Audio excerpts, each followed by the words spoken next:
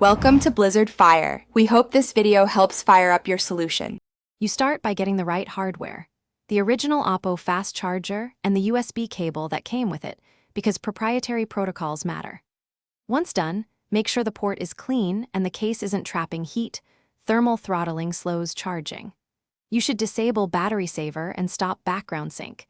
These processes add heat and load, so disabling them helps the phone accept maximum charging current immediately. Now you dive into software. Go to Settings, then Battery, and look for charging options. Enable any fast charge or Super VOOC toggle because that lets the firmware negotiate higher current. Then plug into a direct wall outlet using the original charger. Hubs and laptop ports often provide lower amperage. Once connected, watch the animation or indicator that confirms fast charge. If you don't see it, reconnect or finish by letting the phone charge at moderate temperature so the charger can sustain high current. Overheating will reduce speed automatically.